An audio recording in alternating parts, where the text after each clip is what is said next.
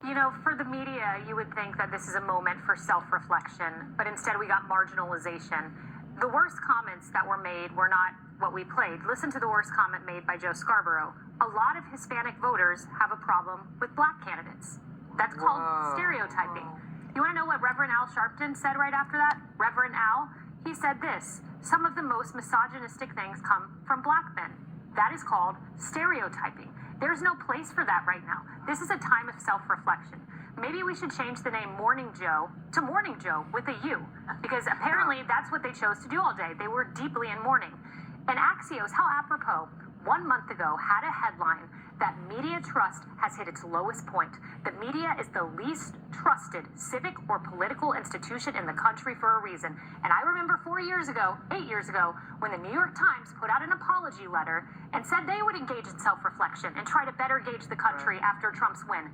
They didn't. You've had a decade, New York Times, CNN, Morning Joe, and instead of reassessing, you've doubled down on partisanship, and the country has rejected your mode of operation. You might as well watch Assumption that black men are in somebody's pocket. You can't make that assumption. Black men are just like any other group. They have their interests, and I'm working to get their vote. I don't expect to get it because I am black. I am working to get their vote. And that is what she said. And so I think we have to focus on what she said about black men. And I think we also have to focus on the fact that most black men are going to vote for Kamala Harris anyway. That is the reality. But I think that in talking to black people every day, which I do as a radio host, I've heard some black men say, I'm not voting for her because she is a woman. I've heard that. And I think that is reprehensible. Okay. I got to be honest. Okay, so he's heard it. I mean, are we, when I say we, I mean the collective we as the... And let me be very clear. I'm never going to ever advocate for a woman to lead me. Not as a president of the United States of America, not in a job. Now, you may go into a job where you automatically have a woman boss, but if they're going to ask me, I don't want a leader, I'm never going to advocate for a woman to lead me. I wouldn't do it in my household, and I wouldn't do it as a president of the United States of America. Call it what you want. You can call it whatever you want.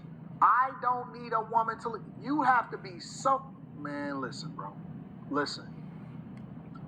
I don't have to be politically correct. I'm going to say what I say, and I meant what I said. I am never going to simp and ask for a woman to lead me. Ever. Do I think that women can be great at what they do? Absolutely. I don't want a woman as the president of the United States of America. I don't care what Mexico is doing. I don't even like Mexico. It's too muggy, and they always got hurricanes down there. Country.